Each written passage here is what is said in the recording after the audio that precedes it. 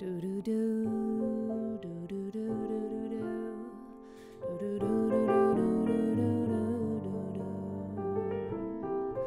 da da da.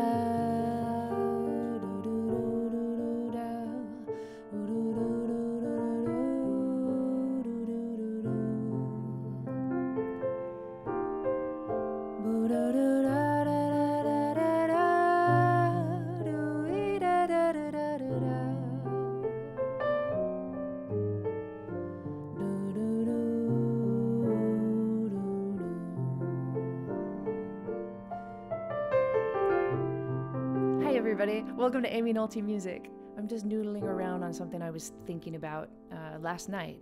Do you guys know this tune? Do do da, do do do do da, do do do do da da da da. Do do do do do do do da. Do do do da da da da do do da da da da da.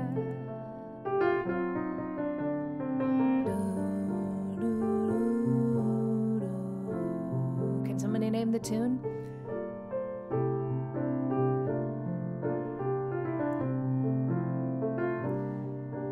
Darn it, it's the same thing's happening as last time. I'm not getting your chat on my laptop. That's annoying to me, but I'll log in on YouTube and get it there. Welcome everybody. Thanks for coming on in. Good to see you here. Let's see. If I do that though, well, that's too bad. Let's see. I gotta watch an ad first for my own video. That's okay. Hey Cheryl and Greg and Nick and August.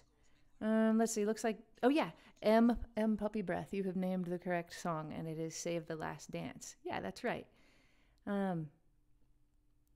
Darn it. Okay, if anybody can help me to know how to get the chat on my dang computer, that would be great. There's a button that says hide chat and I haven't done that. But I need to see your chat today. So, I don't know about that. Miles, could you come help me? I have a son. He's helpful. Sorry to ask. I'm totally live, but I can't, I'm not getting any chat in this chat feed where it usually is. I don't know if you can mess around with it a little bit. Let me move the camera.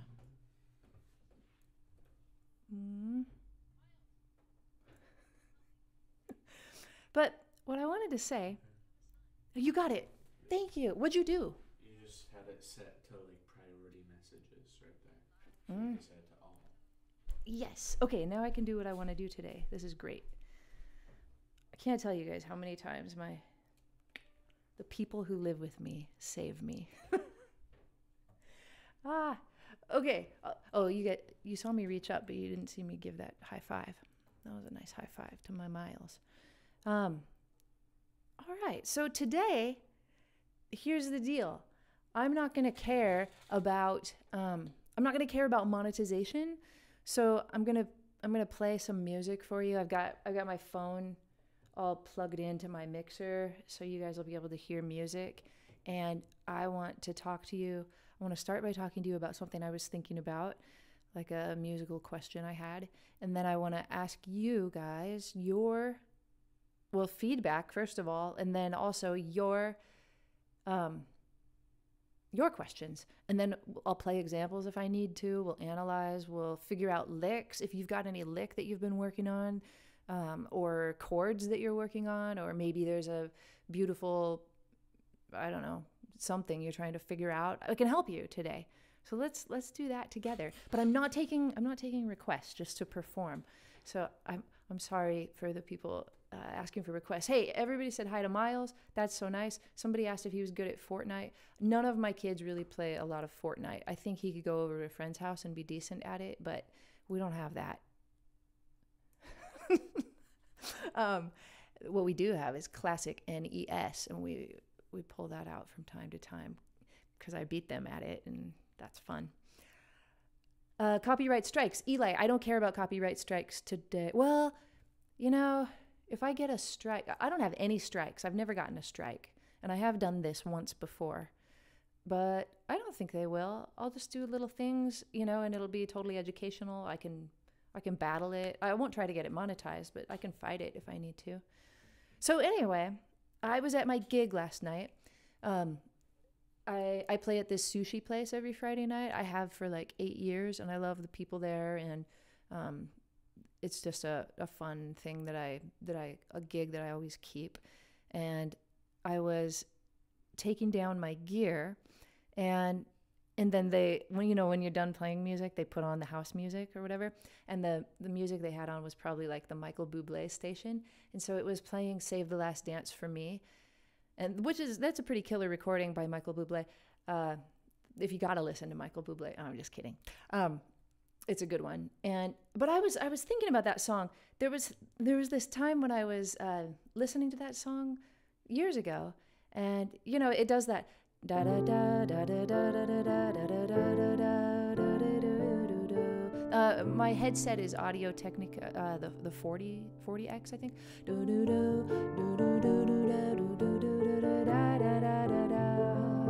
Okay, so this part right here.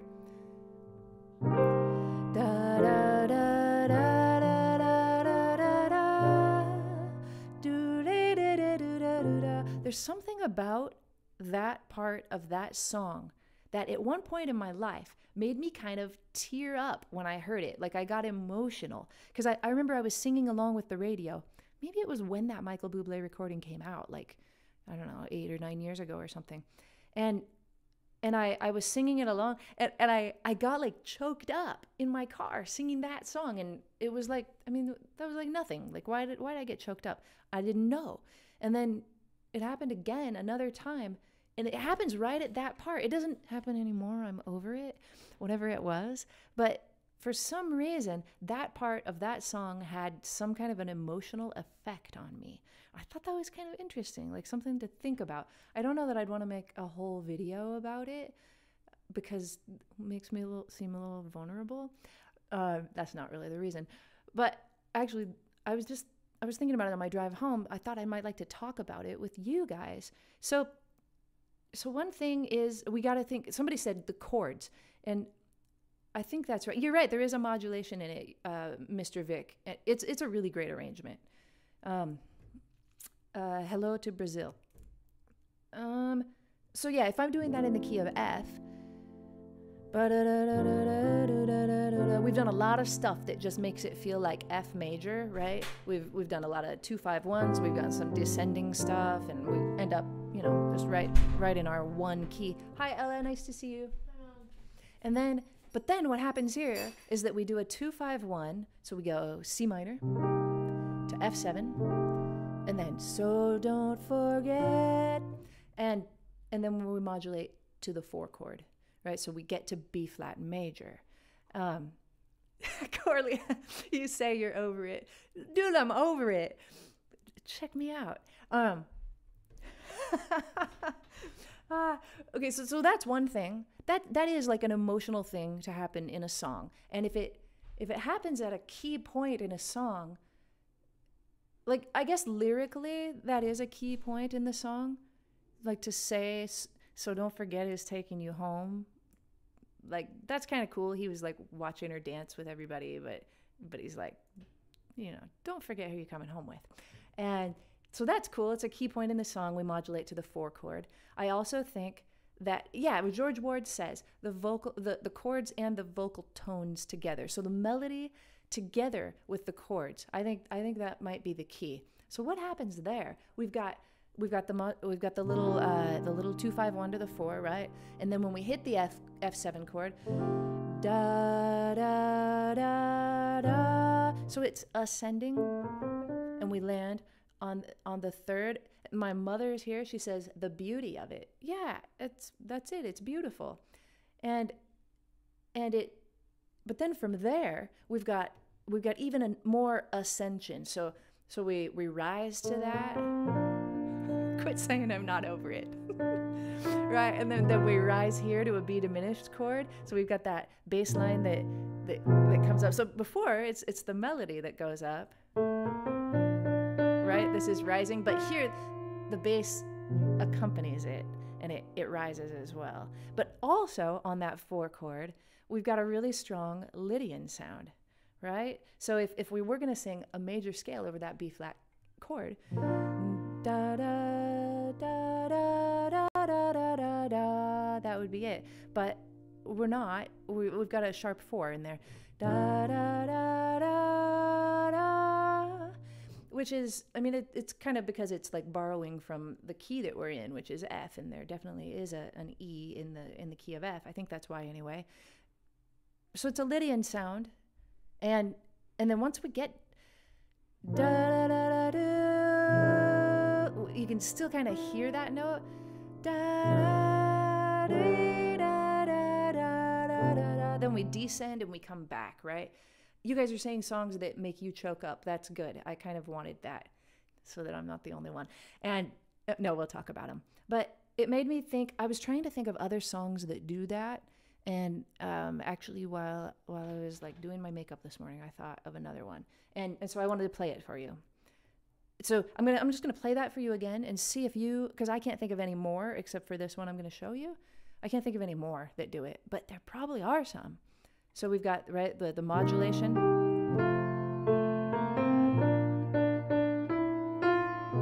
So that part specifically, because I think that's the part that does it. And the one that I thought of was Melancholy Baby. And I know that song because of the recording from Charlie Parker and Dizzy Gillespie, the Bird and Diz album. And it happens right at the beginning. Right there. You hear it? Let's listen to the head out of it.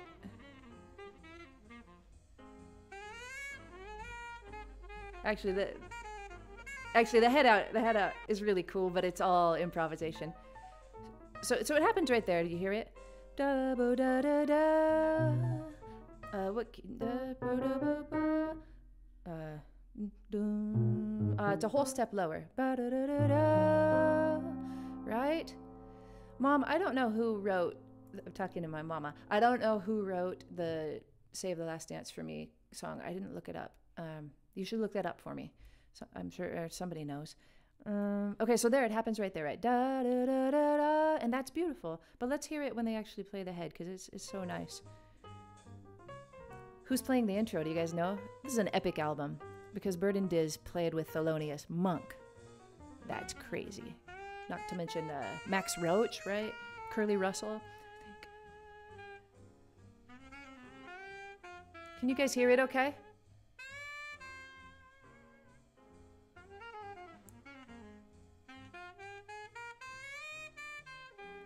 Here we're kind of on the 2 chord, right? And then we're 2, like a 3, 6, 2, 5. And then we're gonna do the A section again. So sorry, it's in the key of E flat. I was wrong about that. A flat's the 4 chord that it rises on. So da da da. Now here we go to the 4 chord. Do, do, do.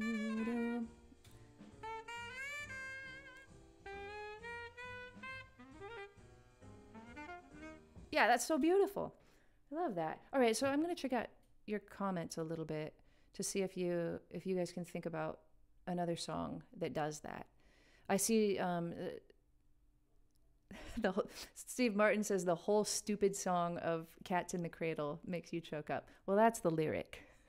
That's what it's supposed to do. Wild Horses by the Stones does it for Traveling Riverside Blues Johnson. Yeah, that's a great song. I want to be a part of it in old New York, New York. That might be, you might be onto something. Let's see. I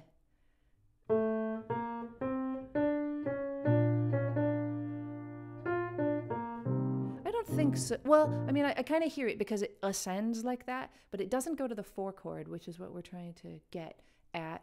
That's just right on the 1 chord. How about, though, if I can make it there? That's kind of like that, right? That's at the point where it goes to the 4 chord, but then it goes to the minor instead of to the diminished. It doesn't do that.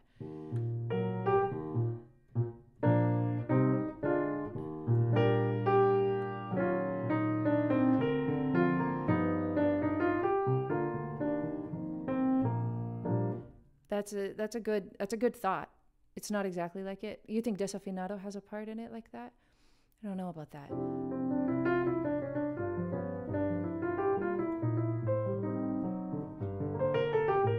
It's a long form.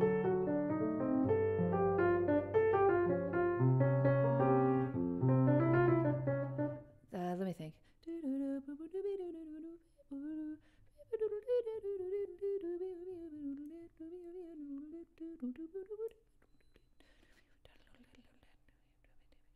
I don't think so. Was that fun though? I don't think it does. Oh, wait. No, I think you're right. Last A section.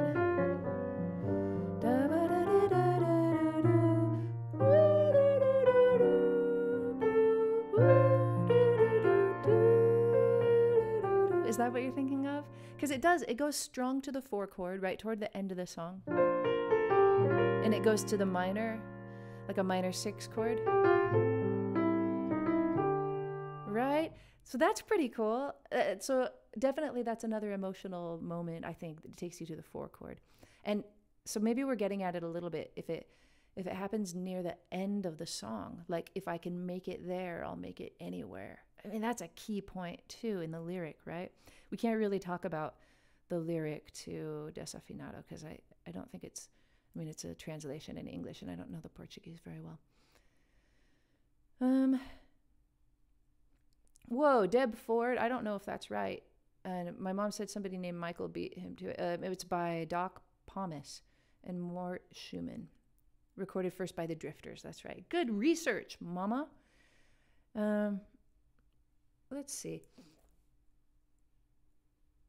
I don't think anybody has any other idea. Oh, wait, there's a Don't Talk by the Beach Boys. I don't know. Do I know Don't Talk by the Beach Boys? That one's not ringing a bell, and I know quite a bit of Beach Boys music. Let's look it up. You guys can hear okay, right? This is from Pet Sounds. Oh, yeah. Let's see. Oh, this is beautiful.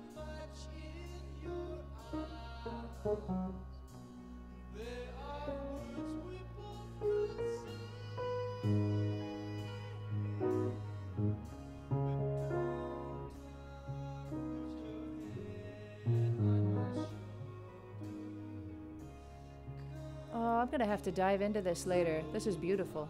This is just a lot of 2-5-1s in the key of G flat. Oh, E major, B minor. Ooh.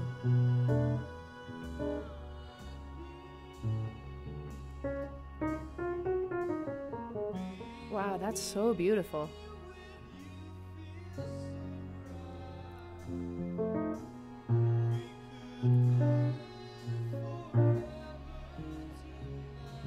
Wow, these chords are amazing. I'm trying to hear the part that you're talking about, though.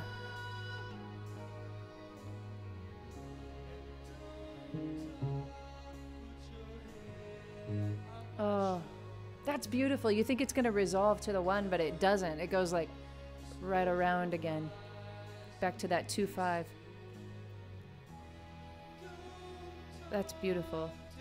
I don't know about this one. Should I listen? I should keep listening, right? Like, I don't want to get this far and then have missed your point.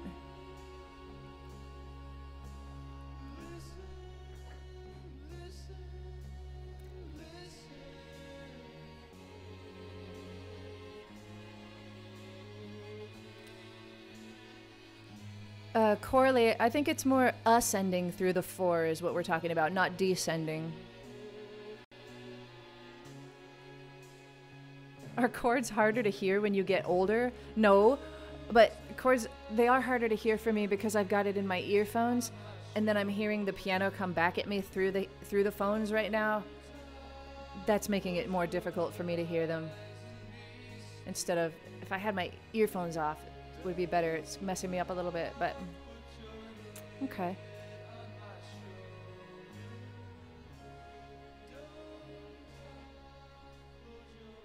Yeah, then it's just a fade out. Thank you for reintroducing me to that song. I know that I've heard it before because I've listened to Pet Sounds a bunch of times, but for some reason that one I haven't ever like focused on. I'm going to. I love that. Thanks for that. I don't think we've heard. Oh, could I turn it up? Yeah. Here. Okay, next time it'll be a little louder. Can someone please state what she's looking for? Restate what I'm looking for. Well, I think we're kind of done with it. I think we're kind of done with that part. Let's look for something else. And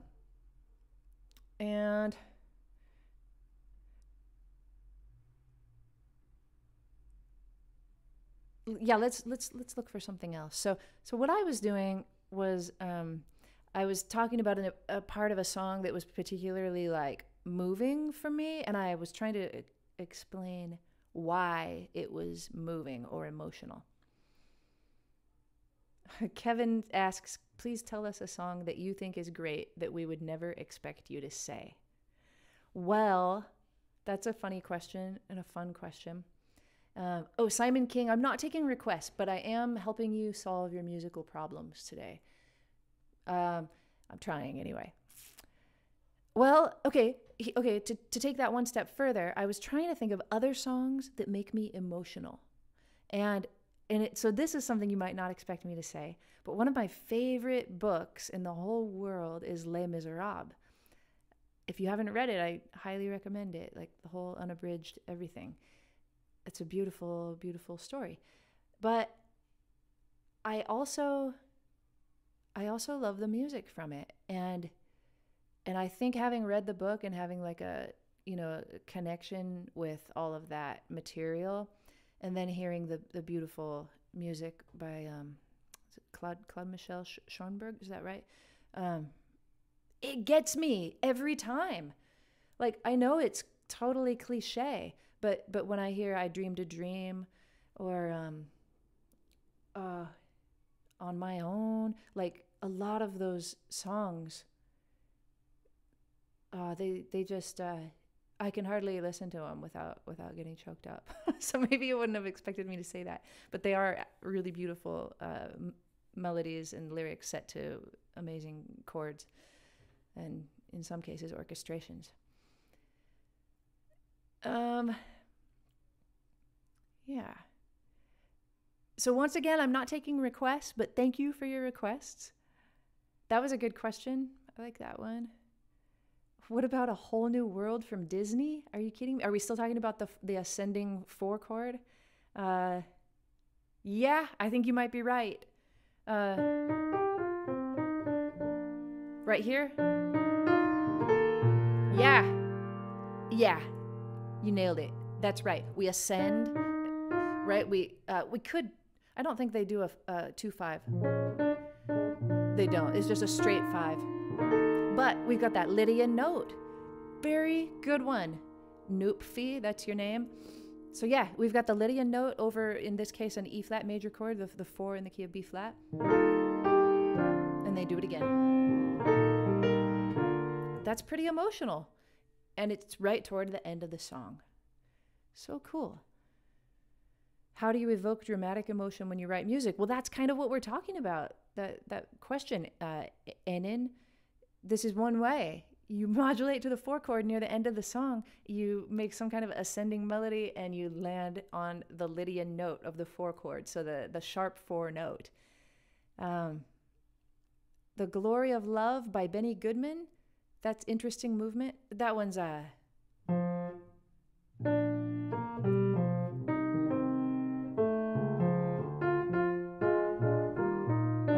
this one. That's all I know of it, but it does have interesting bass movement, and we do the same kind of thing sometimes when we play rhythm changes. We do that kind of bass movement. It works. Peter Jansen wants to know, why do we so easily recognize a modulation in a song when we hear it, and why is that emotional for us? Ooh, that's a good point.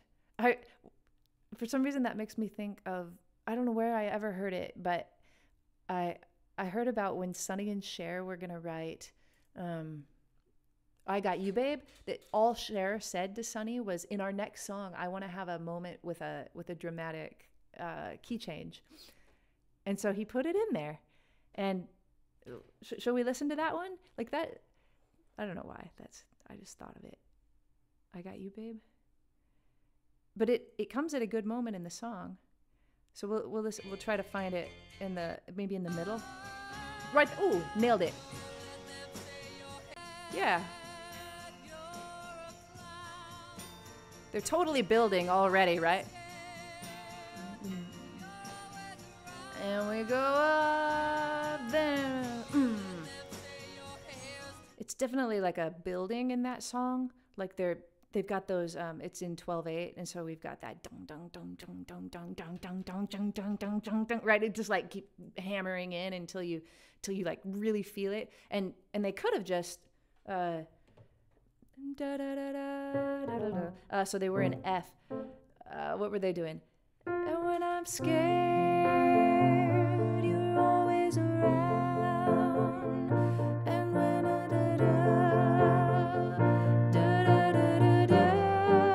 they could have just put your little hand, right? They could have just like built and then resolved, and that probably still would have been a hit. It wouldn't have fulfilled Cher's wish. So it's because we hear that 5 chord and we know what's happening. Even those of us who aren't musicians can hear that ascension and they put it together. They're like little investigators. They're like, oh, something's coming, and then boom, it gives it to you. And even if you're not a musician, I think you feel something right there, and you go, oh, they did a thing, right? And somebody also commented on, let's see, Michael Bublé, right? That arrangement of Save the Last Dance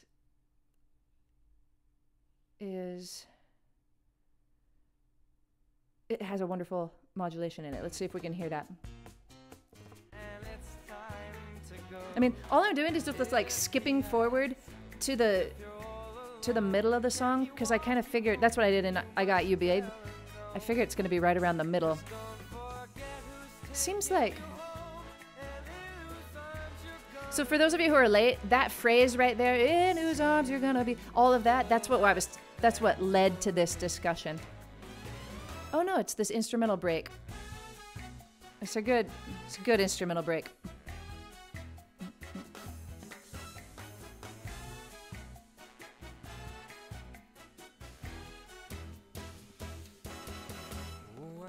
It's coming up. Let the music's fine like sparkling wine. Go and have your fun. Laugh and sing. He does a thing with the melody right here.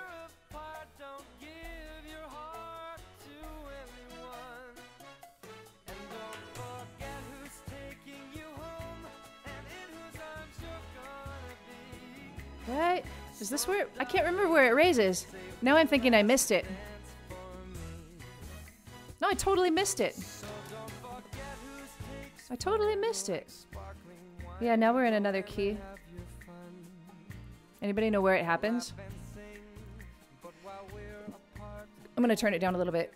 Greg Krause says that key changes carry the most emotional weight when they happen at the golden ratio of the song. I'd like to hear where you found that the golden ratio. It seems like I've heard that before.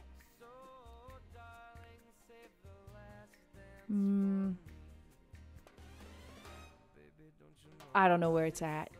It's gonna happen, but it's in here somewhere. Is it here? Yeah, it is. I mean, that happens about a third of the way through the song, and I don't think he really built to it or anything. It just happens. So in that case, it's like we're a third of the way through the song. We don't want to lose people. Let's do something interesting, I kind of think. I don't know. And then it just kind of gives momentum for the rest of the tune, right? Let's see. Ben wants to know what we're talking about. It's kind of like when you're listening to the radio, and sometimes they do a recap, right?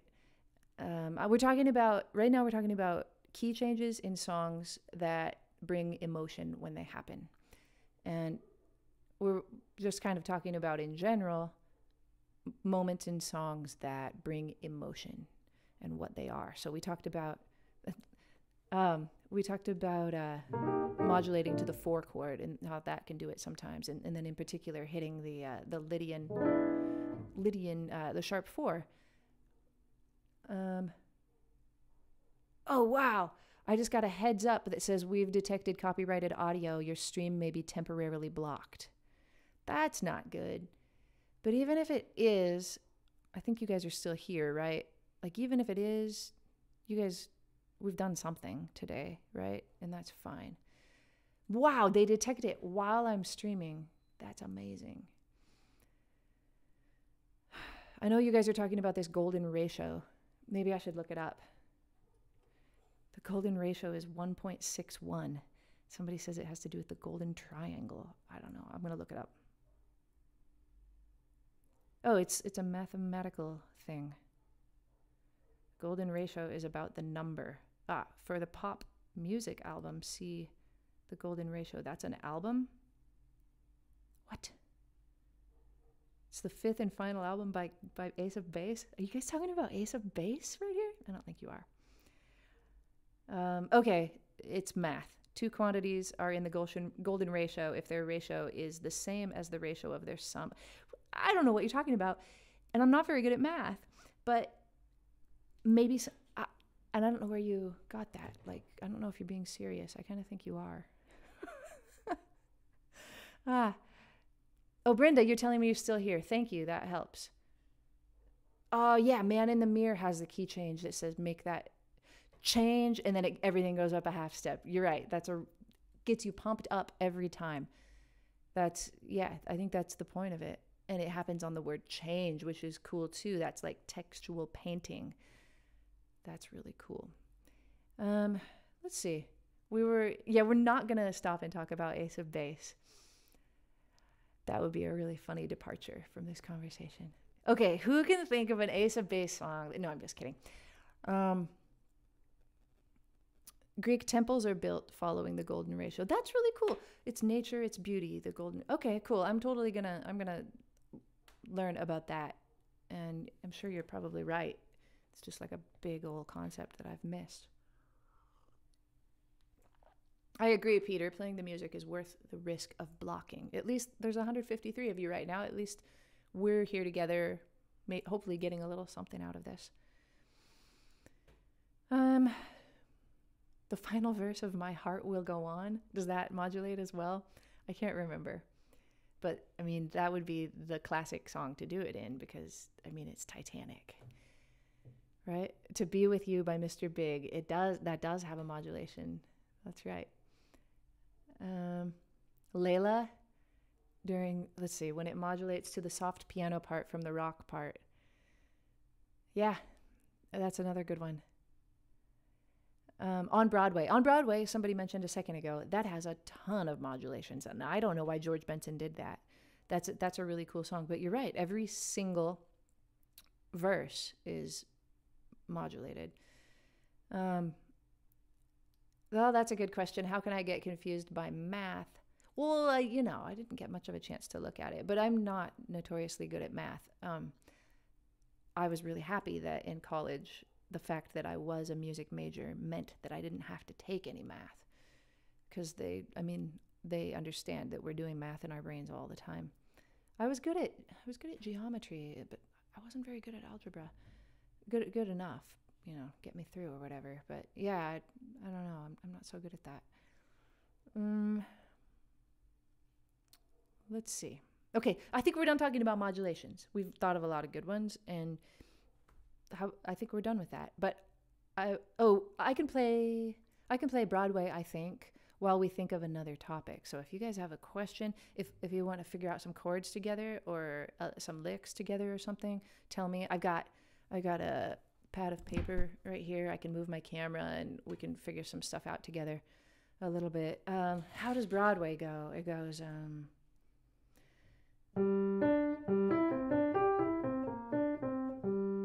right, it's like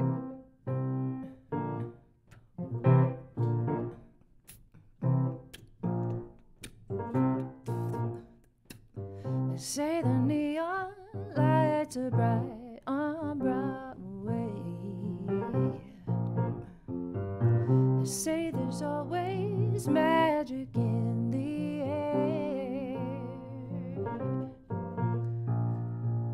air. You know why I'll bet that song does that? It's because there's no chorus. There's just an A section and a B section to the verse.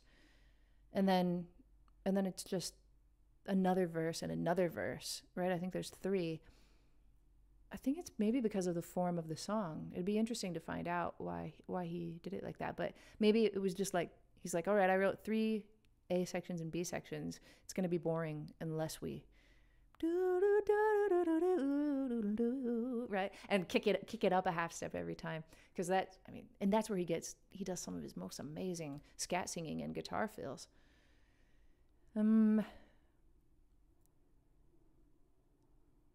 Somebody says, as long as the stream was flagged, you can play anything you want. I don't know what that means, really. Let's see. I'm trying to find... You guys are still... I know my chat is really behind, but I don't have any good questions yet. You guys are still talking about emotional moments, and I get that. You guys are all at home crying. Yeah, and Benson shredding, Cameron. You're right. Some of the most amazing playing by George Benson. Let's see.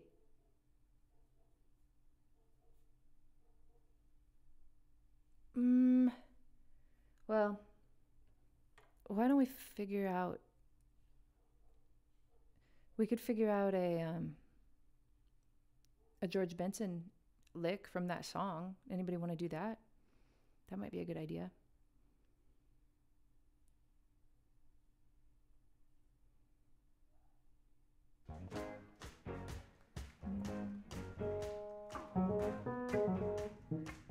Starts in A flat. Let's get to some of that though. Let's do that first modulation.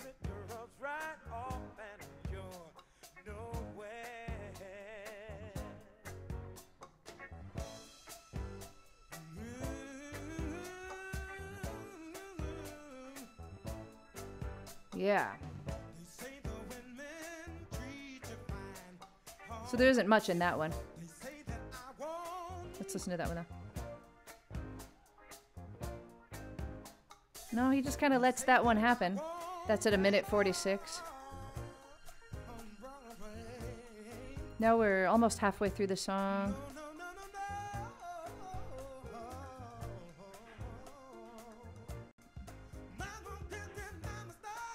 Here we go.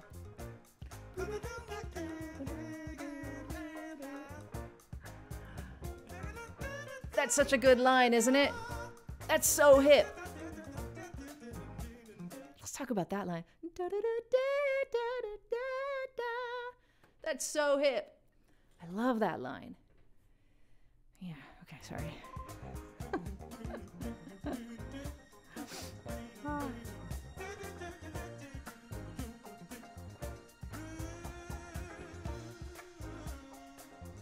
I like all of this. This is like a perfect example of my, like how I made that video about how pros start their solo and how they do a really strong line and then they leave space.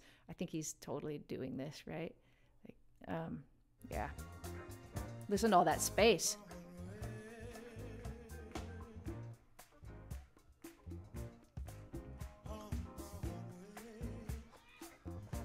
People screaming and stuff.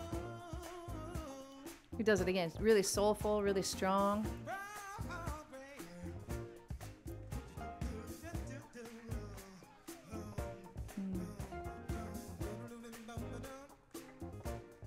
That's a great line. He brings...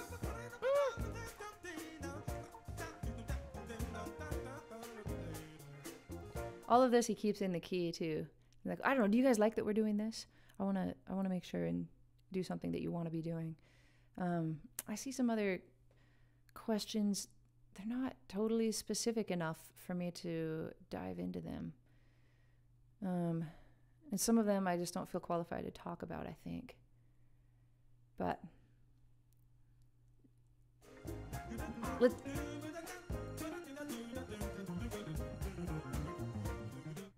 it's a great line. This is the first time he takes us outside a little bit in this vamp, right? Because we're just going boom, boom, right? It's all like kind of like just major chord to major chord. Or a B flat now. How do you? I don't think they're dominant chords. I think they're just like major chords, right? Is that? I've never like played this with a band or anything, but I think they're just kind of major chords. Well, that flat 7 chord feels like it could be dominant to me. I think it could be. Yeah, Peter, he leaves excellent space. That's true. Let me see. This is kind of a long question. I think it's more conceptual than let's figure something out. But yeah, Kevin, I think it's Kevin, says, as a pop blues rock player, my ear phrasing articulation is developed. Very good. If in jazz, should I follow the theory chord tones? I feel my playing is correct, but bland. Ear versus theory. Yeah, I do get that question a lot from people.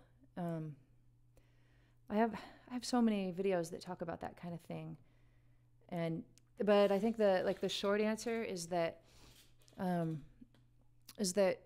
mean, I think of myself like when I got to college and how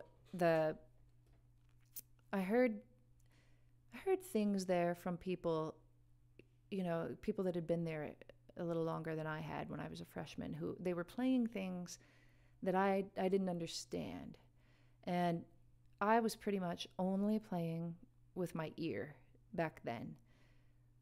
I thought I had some talent and a good ear, and that I was on the right track playing things that sounded good to me. So for instance, if I played a blues, I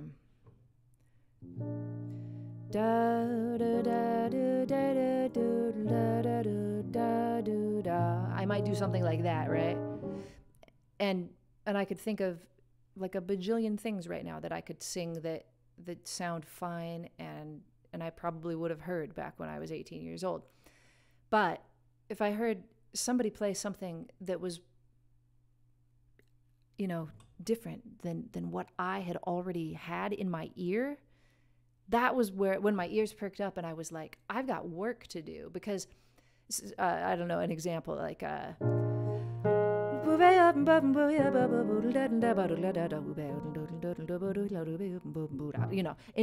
kind of crazy bebop line like that, I would have heard it and been like, uh-oh, Aimee can't do that. And so it was a plateau I was at.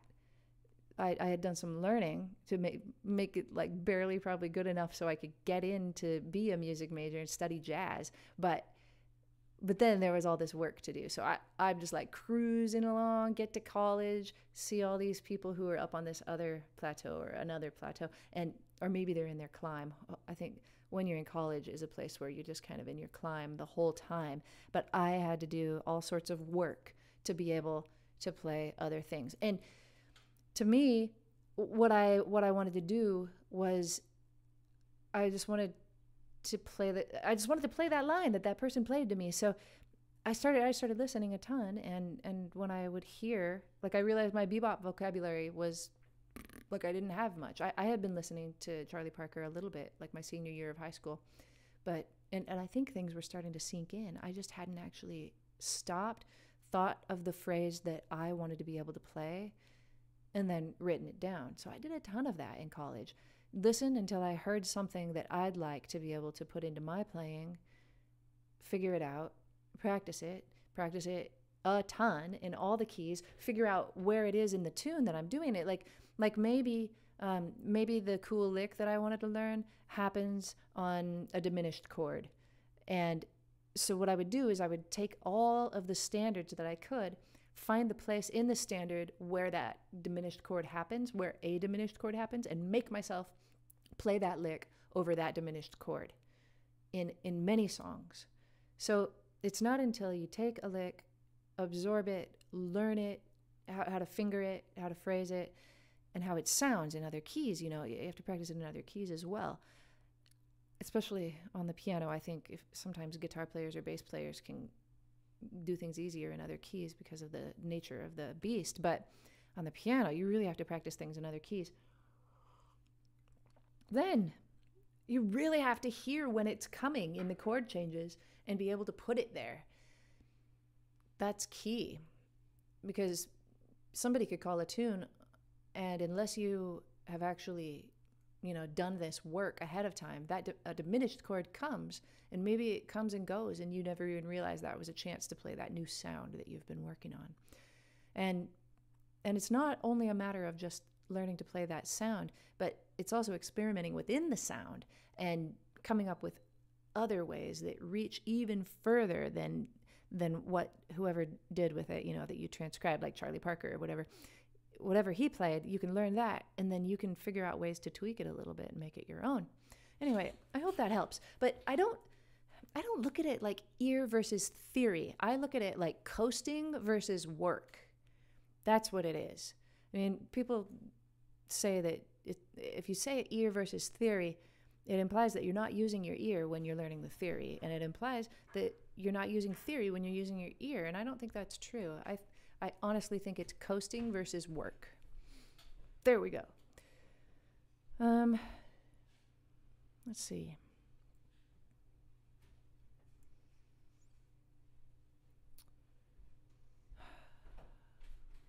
Can I do a breakdown of Hymn to Freedom? Well, I do love Hymn to Freedom. How do you go about figuring out good fingering? Well, I think that learning your major scales in all the keys is the first step to that. If you can't play your major scales fluidly in all of the keys, your fingering is going to be an issue for you. But just learning that sometimes, let's see, you guys can see my hands up to a certain point, but not very well, huh? If I move the microphone a little. Oh, I can't. Anyway, sometimes you have to reach under with your thumb, and sometimes you have to reach over. If you're descending, you have to reach over with a finger. It's all about leaving room for what comes next. So your thumb is the pivot point and the key to doing that. And you learn that when you practice your major scales, right? You play a C, D, E, and then you realize that if I were to keep playing, I'd run out of fingers. So I put my thumb underneath, and then I've got all these fingers left. I mean, that's the first part of fingering, I think. So I'm always surprised at how many people can't play their major scales fluidly in all keys. And it helps so much. It helps so much.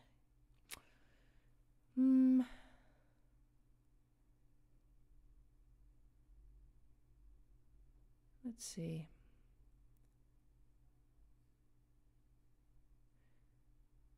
Is just by ear coasting? Corley wants to know. Yeah, I think so.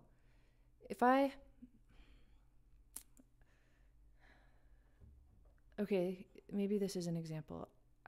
I don't know exactly how I'm going to do this, but if I open up my iReal Pro app and I pick a tune that I am not familiar with. So let me see. What might be a good one, like something that I know is like well known, but I haven't put the work in on it.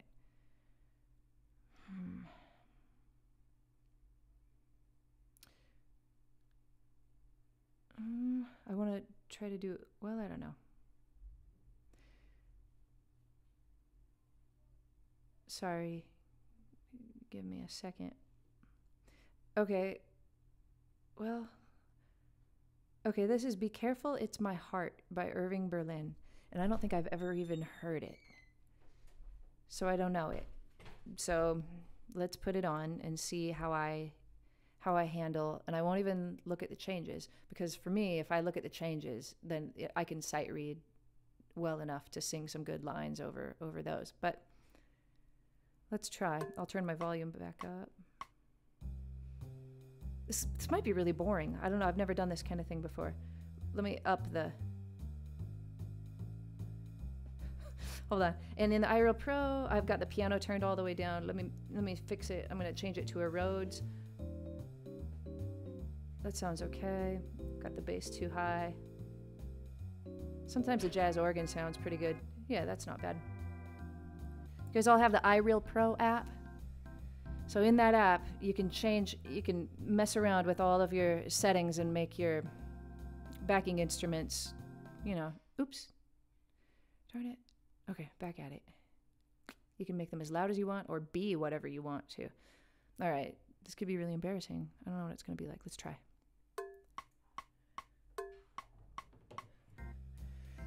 Da da da da da da da da da. Da da da da da da da da da da da da. Ba ba da ba da da da da da da da da da da da da da da. Yeah, see. Ba da da da da ba da da ba. So I hear people sometimes that say, like a song gets called at a gig, and like maybe a horn player or something will be like, "Hey, Buddy, do you know this song?" And Buddy will be like, "No, but I'll be fine." And then Buddy does what I just tried to do, which is impossible if you don't know the song. I mean, from time to time, I'll sound okay on it, but all of those chromatic things happened, and I was just in the dark, just, guessing. If I look at the music, it should be easier. Let me try. So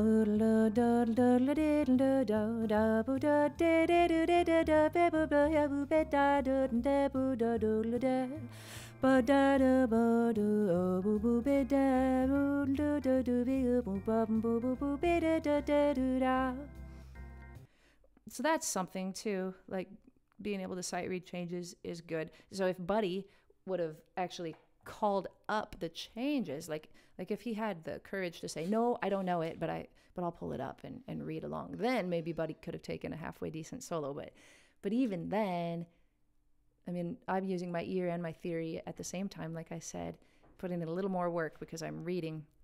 But you heard me. That was horrible. I didn't know all those dissensions were coming, the chromatic dissensions, and I just stumbled and stumbled. I don't know if that answers a question. What day is it there? I don't know. What is it, the 9th of February? And it's 2 o'clock in the afternoon? Saturday? When I meet a new musician, this comes from Savvy. How do you feel each other out in terms of style, ability, musicianship, etc., as you begin to play together? That's a good question. Since I've been doing YouTube, I've gotten opportunities to go play at other places with people that I don't know more often than I did before, and I've had some of this happen sometimes, and it can be a really hard thing or a really great thing. It can be both ways. So I've showed up at places before for rehearsals where they say, "Okay, Aimee, we've scheduled an hour-and-a-half long rehearsal for you with the band that's going to play with you at your concert tonight." And then you just meet like 3 musicians or 4 musicians right there, and you have to make music together in front of a whole auditorium of people that night. It is pretty crazy. I've learned that you can find all manner of players, like in all parts of the country. Like even if you go to a remote area, you can still find really good players because people are out there in the world just doing work, putting in the work to be competent players, beautiful, wonderful players too. But I have had situations where I start to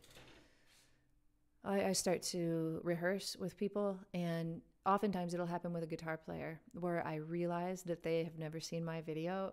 Not that my video is the be-all, tell-all or whatever about who comps guitar and piano, but it does address it.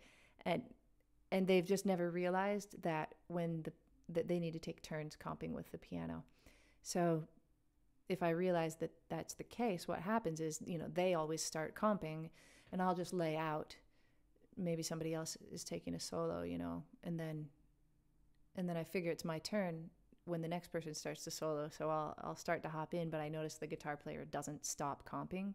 So at that point, I usually say, "Okay, well, hold on, guys, we got to talk a second," and then I'll be like, "Hey, buddy." I don't call people buddy. That's just my name I chose today because I think it's funny. buddy, let's take turns comping, okay? So you comp during Rick's solo, and I'll comp during John's solo. And then they're always like, oh, okay, good. And then, but that is oftentimes a situation that needs to be dealt with. And I don't like to insult a guitar player by telling them that before we've even started rehearsing, but sometimes it saves time just to say, why don't you comp during Rick's solo and I'll comp during John's solo? Then if they just give me a nod, like, okay, good. Like, I can tell that they're hip to that already. But sometimes I can see in their eyes, they get like a deer in the headlights look, where I can see that they've never even thought about the fact that we shouldn't be comping at the same time. So that's where I run into trouble sometimes. And sometimes, I don't know, sometimes you just get stuck and there's nothing to do. Once I got asked to just sing at a place, and they wanted to do some of my originals. So I assumed that they would have all put in the work before I got there to learn my originals. And people were raving about how good this pianist was. So I felt like I should be pretty honored to be playing with this piano player. But I was scared, because if I'm at the piano, I can be in control of a lot of stuff. If somebody doesn't know where to be in the form, I can, pound out some chords and show them.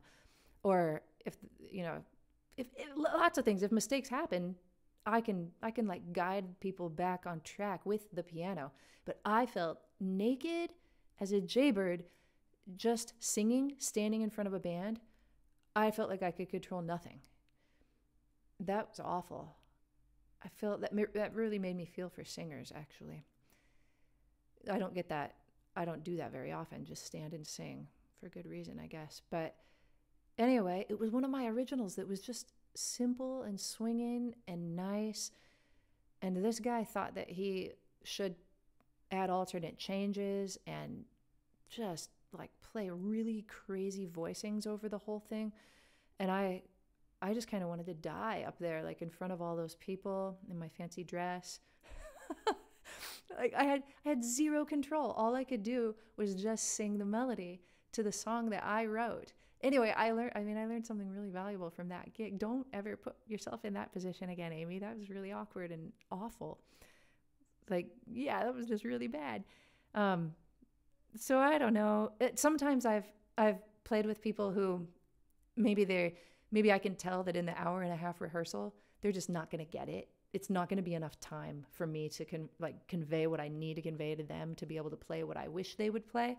So sometimes I'll just get to the concert and say, buddy, I've decided to do this song as a duet with the bass player. So you and John, you're going to lay out or whatever.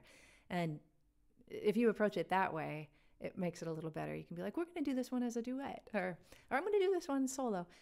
You can say those kinds of things without hurting people's feelings. And especially, I could be like, I think we're good on that song. Let's stop rehearsing it. We'll go to the next song. And in my mind, I'm thinking, I'm going to do that one as a solo, but I won't tell them until tonight so that they don't think they did a bad job during the rehearsal. I don't know. Does that make sense?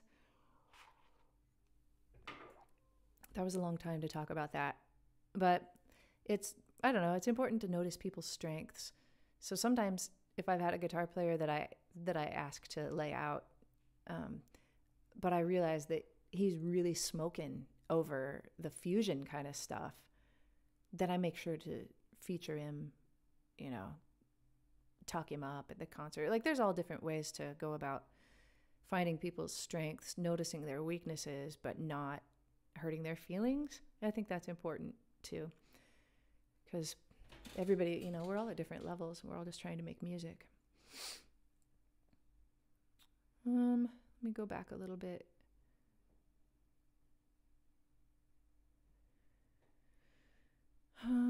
Some of you have good questions. I don't tell you the truth. When I get an hour into something, my brain starts to shut down a little bit. So maybe it looks a little entailed for me.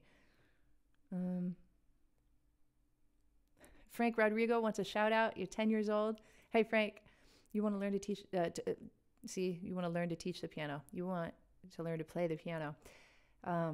You should check out my video about how to play rock piano. I've got 3 of them, and that's a really good place to start. If you're new to piano, it's a pretty good place to start. Do I listen to Fish?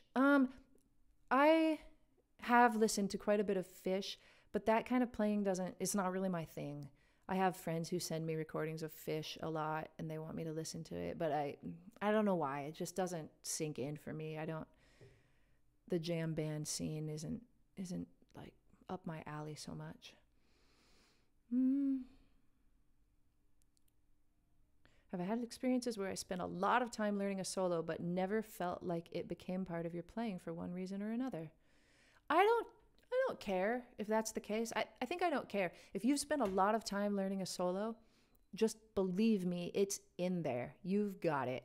And whether you ever even recognize that it comes out or not, I think it will in one way or another. So I wouldn't sweat it. But I do think that taking parts of that solo and putting them, like I said, into other parts of other tunes is really valuable.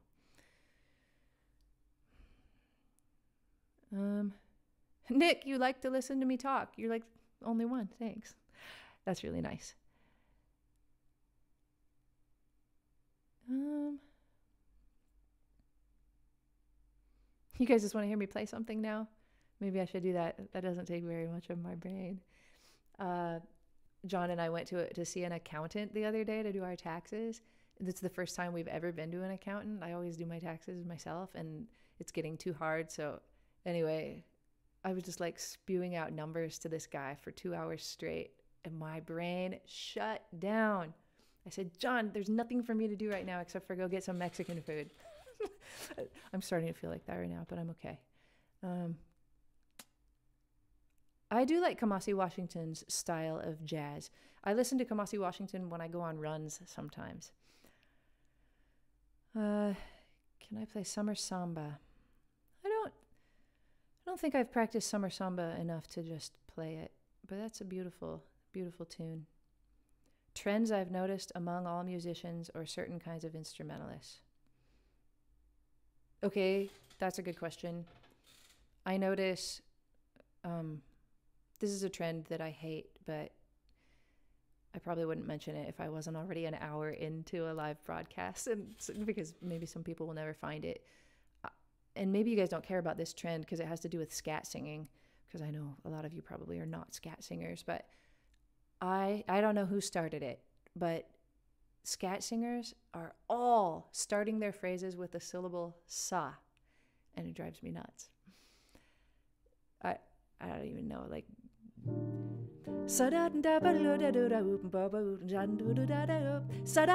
like it's just like a pickup, and it's a thing, and they're all doing it. I don't know where it came from. I don't want to point fingers, even if I did have an idea of where it came from. But yeah, I don't know why that's driving me crazy. Also, I don't like how singers are using the pop inflections that that are on the radio all the time. I have a whole video about that, where the thumbnail says good equals good, because I hear singers using these pop inflections in the way that they pronounce words to sing jazz songs. I do a little, at the end of that video, I think it's called Why Do Pop Singers Sound Weird? I do a little like imitation of what I've heard, and it's like birds flying high, you know how I feel, and they do this vocal fry, and they say hi, and like it's just everywhere. That makes me a little mad too. Let's see. Have I heard of Dinosaur? I have heard of Dinosaur, but I haven't listened to them very much. I know I have a friend who listens to them, and they turned me on to them, but I didn't listen very much. Can you improvise if you're not in a good mood? Yeah, I think so. That's when you get the angry improvisation. Like, remember when Mr. Potato Head forgets to pack his angry eyes in Mrs. Potato in Toy Story, and she said, "Did you pack your angry eyes?" I thought that was awesome. But yeah, you like put in your angry eyes and then you improvise. I think you have to practice it though. If you're in a bad mood at your own house, that's when you practice your angry improvisation, because maybe it's no good and then you don't want to bust it out on the stage. But sometimes you're angry on the stage. No, if I'm like that night when I was so bothered by the fact that piano player was ruining my song, that was really hard for me to improvise and to keep going and do anything beautiful, because it was just nearly impossible. So I guess it can be really hard. Morton has donated some money. I don't know what currency that is, but thank you so much. And you want me to play Empire State of Mind by Alicia Keys.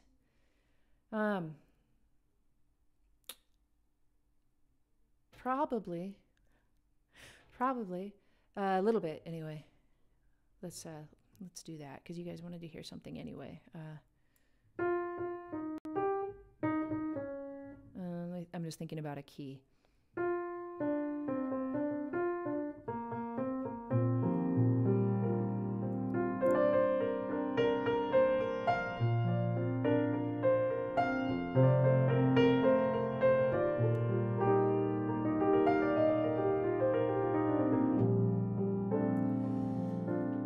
I don't think I can do the verse. Let's just do the chorus. Let's hear it for New York, concrete jungle where dreams are made of. There's nothing you can't do. Let's hear it for New York. These streets will make you feel brand new. Big lights will inspire you. Let's hear it for New York. I liked that song when it came out, even though concrete jungle where dreams are made of is not the best grammar. I really like that song though. I do like Queen. I haven't seen the movie yet though. Oh, it's Swedish money. It's like $5 Swedish currency. Thank you so much, Martin, for the $5 Swedish money. I appreciate that. Yeah, let's wrap up.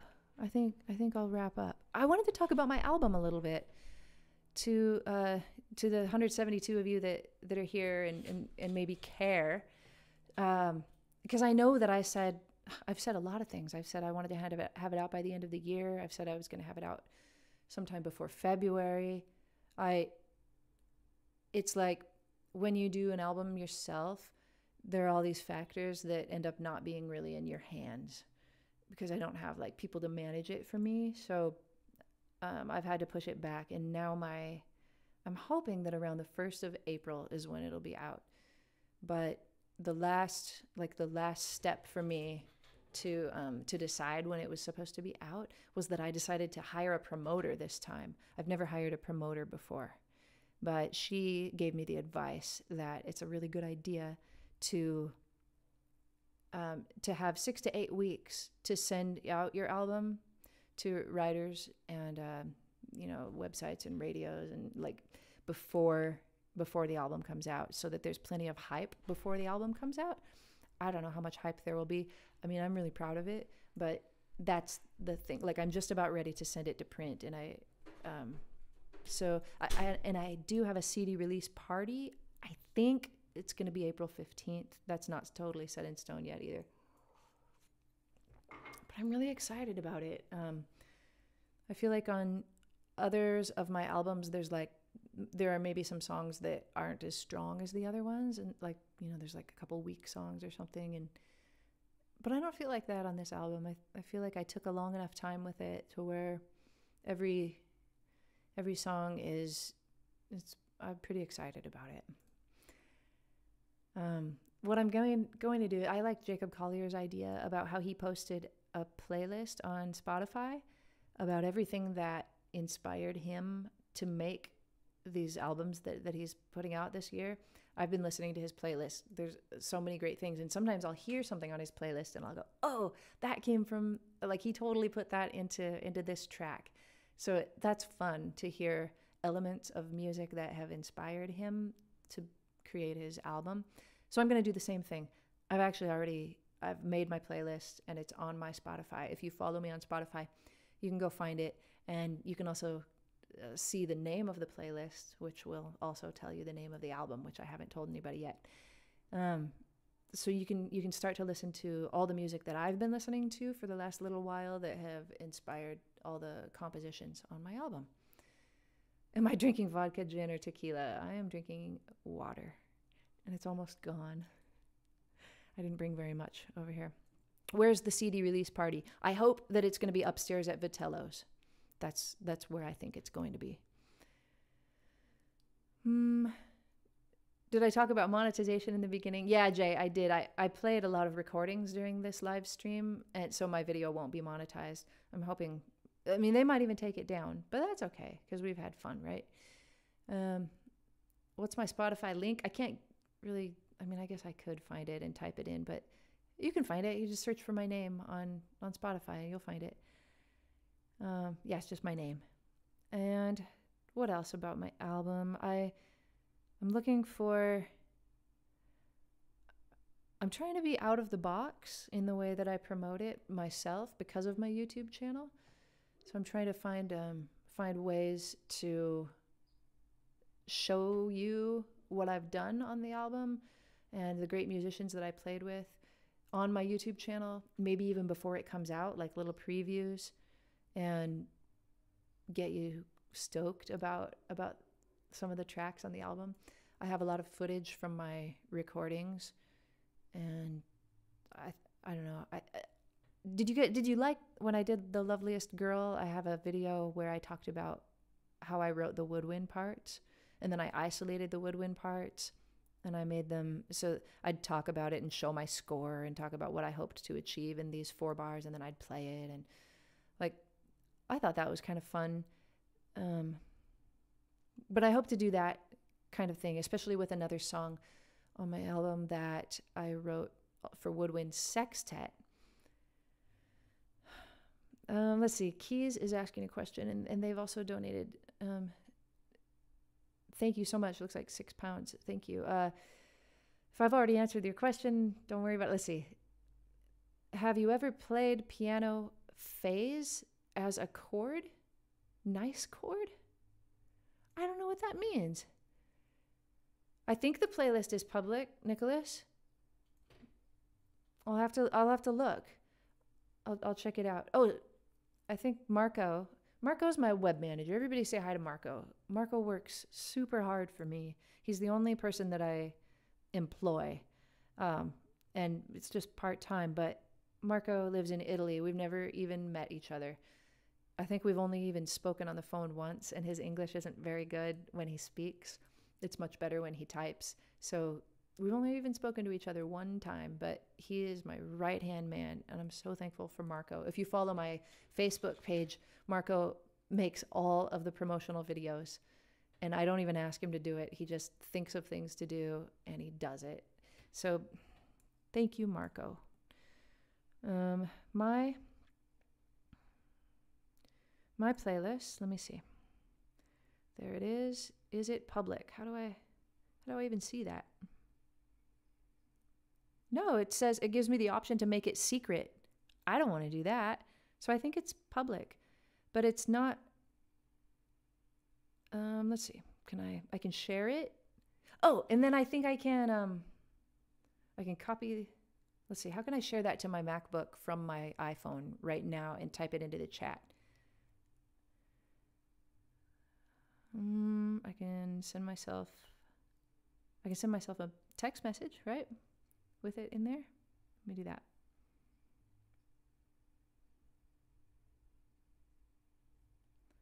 And then put that link, send it. This should work, right?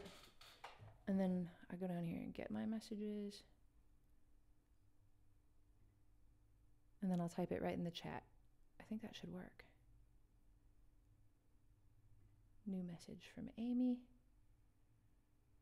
And then copy. Back out and into the chat. I think it's going to work. There it is. Right there. Cool. So yeah, it's a fun list of all the music that I've been really into for a while and that inspired several songs on the album. Okay. Marco has the Spotify link. Okay, well, I sent the actual.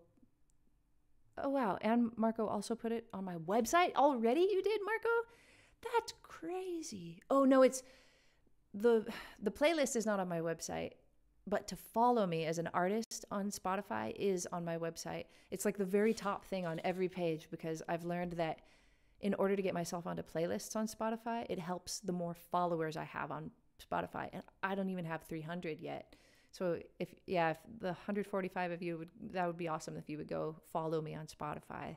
That would help out. Yeah. So hopefully that takes you there and you can listen to that fun playlist. And then I think I have enough money for the album. Like, I'm almost done paying for things, so that's cool. And thank you to everybody who has donated to help the album be a thing, because gosh, it's expensive. But I think I'm just about there. And anyway, I was gonna say that I might have like extra things that like extra videos where I play my songs for you or something before they even come out if people donate. But I kind of think I don't need people to donate that much anymore. I'm feeling pretty confident about the money. All right. Well, let's play one. I'll play one song. How about that? And if you guys just give a whole bunch of requests, I know they take a little bit of time to show up, but Aimee Nolte, tech whiz. No, I'm not a tech whiz. Figured out a little something though. Then I'll play a little something for you. I wonder. Let me think.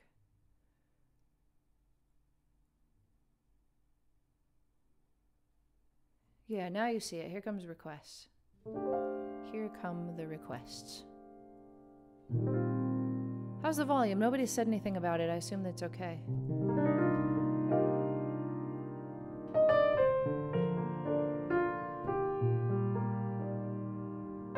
Nick, I don't have a regular time to go live. The fact that I've got 4 kids makes me not ever able to schedule a live time and stick to it. I just can't. I just have to wait until I've got a few hours free and then go for it. Sorry about that.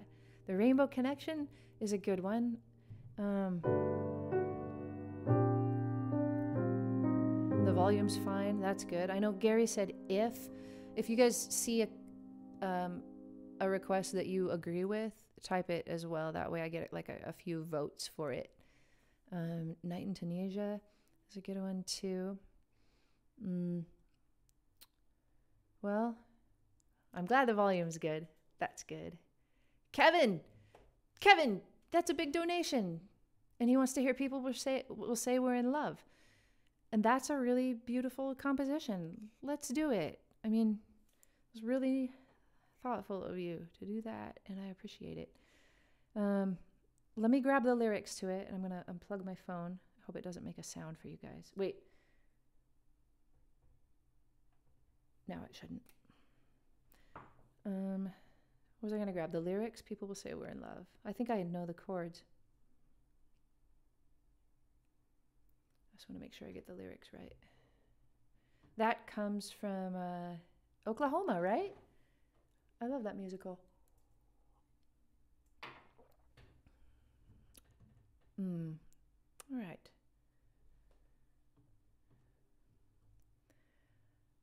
I don't know if I can do the verse. There is a verse, right? I don't know about that.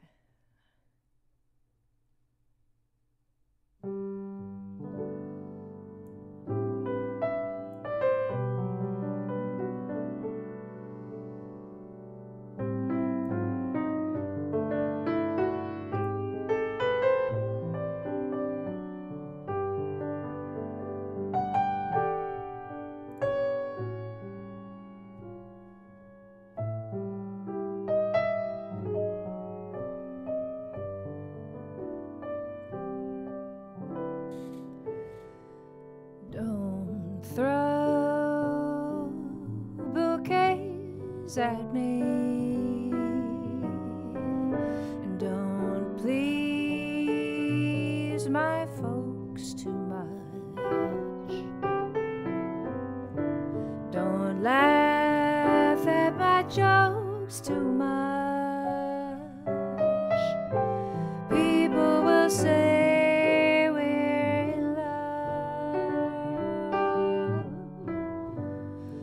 sigh and gaze at Your sighs are so like mine. Your eyes mustn't glow like mine. People will say we're in love. Don't start collecting things. Give me back my rose and my glove. Sweetheart, they're suspecting things. People will say we're in love.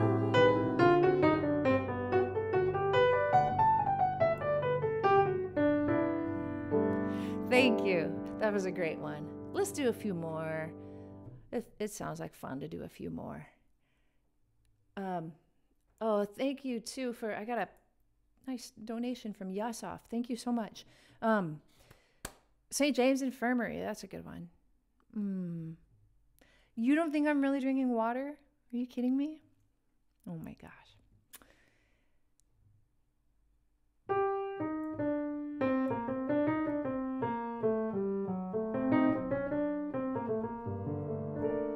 I went down to the St. James Infirmary. I saw my baby there. He was stretched out on a long white table. A love so sweet, so fair. Let him go. Let him go and bless him. No matter where he may be. Or you can search the whole world over, and you're never gonna find a sweeter girl than me.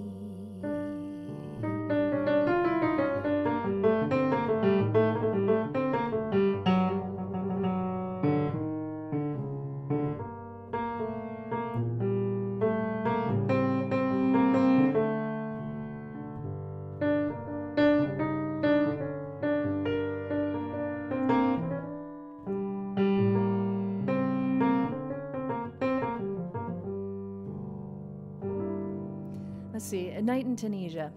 I've seen a few requests for it, and it's been a really long time since I played it, so I'll probably pull up the music. Night in Tunisia. Yeah, let's try. It's been a long time. I don't know how I'll do on it.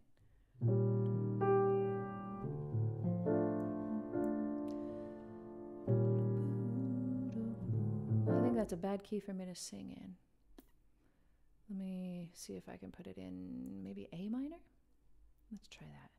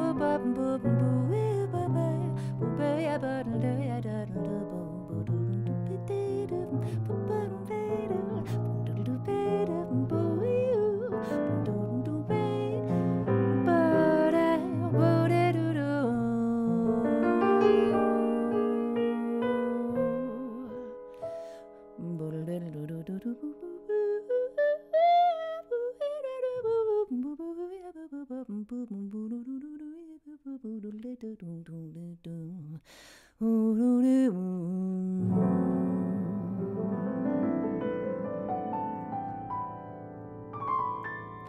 everybody who donated money, I can see these big flashes of color in front of my face. Thank you so much for that. That was a fun one to play. Oh gosh, there are more. Why not? You guys, you're so nice. I don't have any water left. Midnight at the Oasis? That's a crazy one. Oh my gosh, I've been listening to Light as a Feather for days, Dave White. 500 Miles is a great track. In fact, why not ask you guys, you're so loyal and like hanging out for a super long time here. I've been making a list of 50 essential jazz albums. It's going to be a video coming up pretty soon.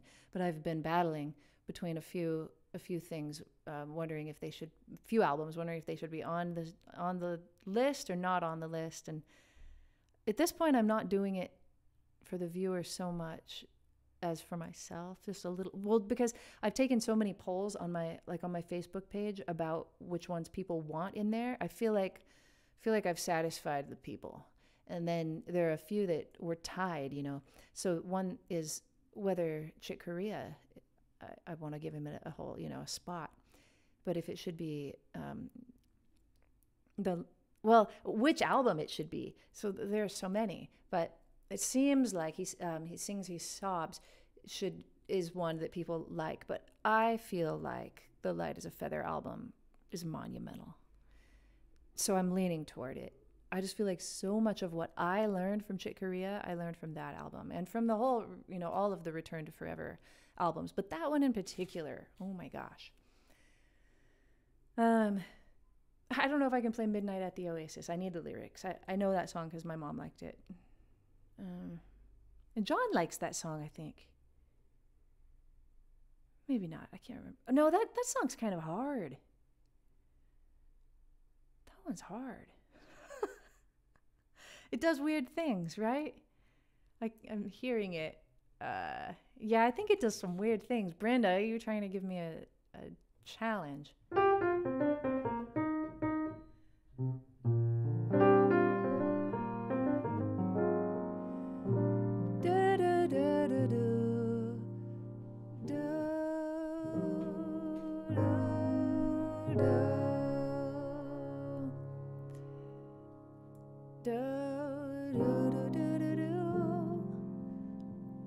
Hey, sorry, Charlie walked in the room. Do you need anything, honey? No? Okay, I'm almost done. Let's try. Midnight at the Oasis. Sing your camel to bed. Shadows painting our faces. Traces of romance in our heads. Heaven's holding a half moon. It's shining just for us. Let's slip off down to a sand dune real soon and kick up a little dust. There was a go. Come on over. The cactus is our friend. Yeah, I'm going to stop right there. Something like that. Yeah, I'm going to stop right there. But that was a good one. And Gary did want to hear If by Bread, and I think I can do a little of that.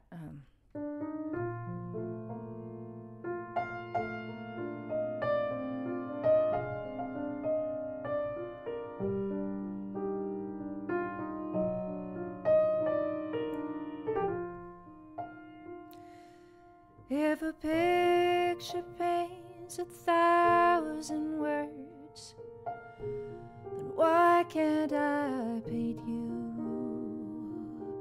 The words will never show the you I've come to know. If a face could launch 1,000 ships, then where am I to go? There's no one home but you. It's all you've left me to. And when my love for life is running dry, you come and pour yourself on me. That's a good one. People are asking for Charlie to sing. You know, I thought of it when he was in here, and then I thought, how is he going to make it past the camera, past the microphone, and onto the piano bench with me? I have a tiny piano bench, so usually when I have people here, I pull out an extra stool. Okay, let's say this. I'll do his whistle, and if he comes, we'll work it out, and he'll get in here and sing with me. Do you guys know that all my kids have whistles? It makes me seem a little bit like Captain Von Trapp, but it's really helpful. So he went all the way to the back of the house and plug your ears. Here it comes. And if he doesn't come, that's it. Plug your ears. I'm warning. Plug your ears.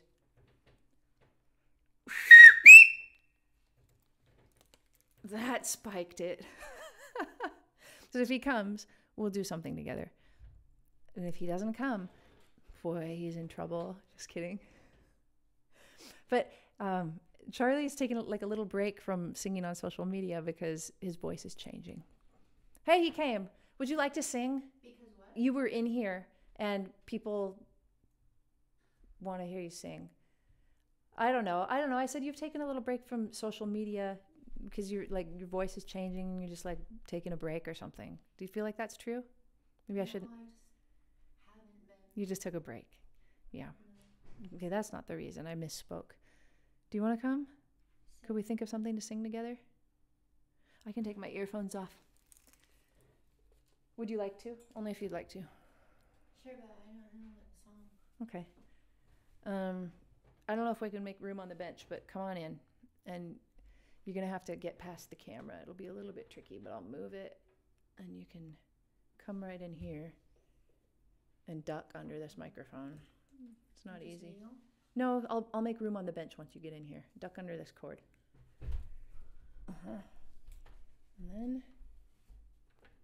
And then keep ducking to get under the microphone. And then I'll make room on the bench. And then we've got room at least for one cheek. Wait, where's There we go. And then where's the camera? that's the camera. Louis came in the room too. Would you mind moving the tripod over there so we can see Charlie? Hold on, I'll make it so you can see what we're doing. That's not too bad. I don't know, Charlie. What's the duet we used to sing, the Ariana Grande one? Almost Is Never Enough? Mm-hmm. That would be good. Louis, you don't want to sing, do you? I was never here. Okay. Is that one good, Char? Yeah.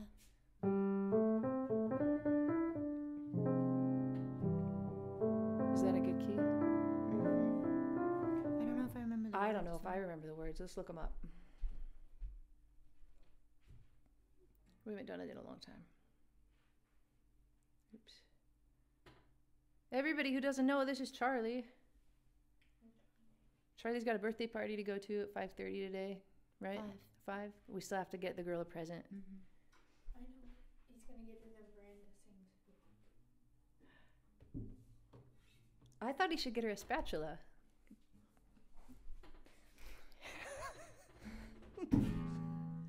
He didn't like that idea so much. Or maybe a Phillips head screwdriver, because everybody can always use one of those, right? Okay, I'll stop. Okay, we got the words, right? Let's scoot this back a little bit, and then I can put it right in the front. All right, last one. This should be kind of close, so lean in a little bit when you sing. I think it can pick us pick up both of us. Who starts? Me. I hope I get all the chords right.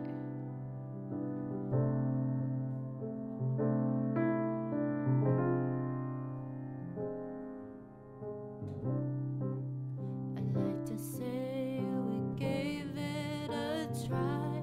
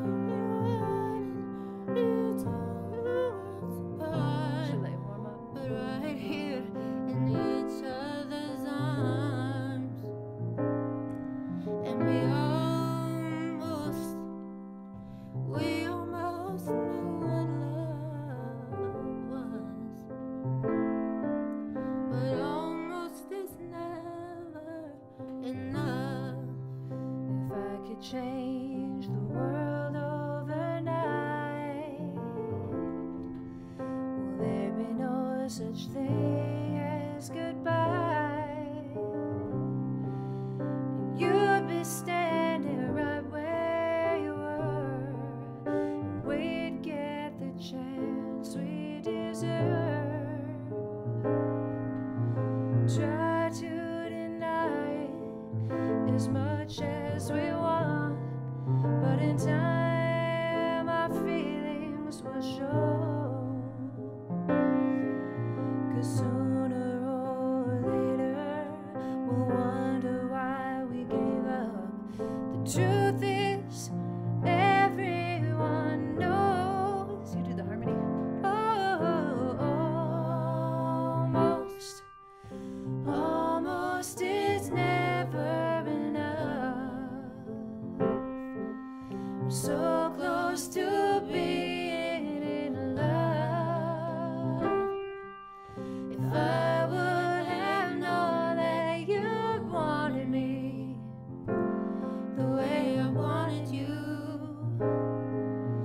maybe we wouldn't be two worlds apart, but right here in each other's arms. And we almost knew what love was. But almost is never enough. It's never enough. Oh, almost is never enough. Little runs, Charlie.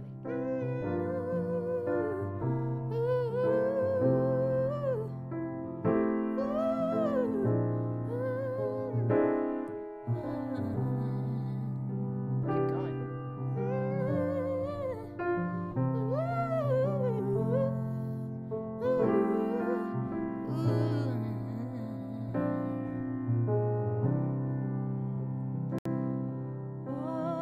Almost is never enough.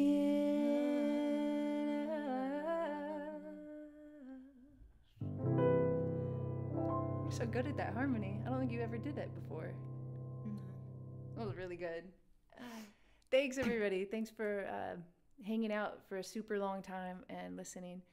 And if you want to follow, well, I don't know. Charlie's got an old Instagram account that we haven't used in a while called Charlie's Voice, but he doesn't really. Do you like me to say that? It's so cute, Charlie. It's kind of old. It's really old, but it's really cute. And Charlie's working on an album with his friends right now. How many tracks have you guys written? 7. 7 tracks. That's really cool. I like it that you guys just send each other stuff. Like you FaceTime and then you send each other stuff through what, GarageBand? Mm-hmm. You record at your own houses, and then sometimes that's right, like your friend will make a track and then send it to you. You don't even have to like go over to his house or anything. It's just all Mm-hmm. yeah, I like that. But then sometimes you go and do things together too, right? Yeah. Yeah, so Charlie's mixtape drops in no, I'm just kidding. I don't know when it is. When is the mixtape drop? The mixtape. I don't know. When? You have a date? Well, in like June. I don't Okay. know. All right, you got to be patient. Yeah, thanks everybody. Thanks for your donations too. And hey, if you guys have ideas for how I can help promote my album on my YouTube channel before the album even comes out or after it comes out, I'm all for your suggestions because I'm just trying to brainstorm about that. And I'll go back and read the chats that I missed. Thanks everybody. We'll see you next time. I'll see you next time on Aimee Nolte Music. Say bye, Charlie.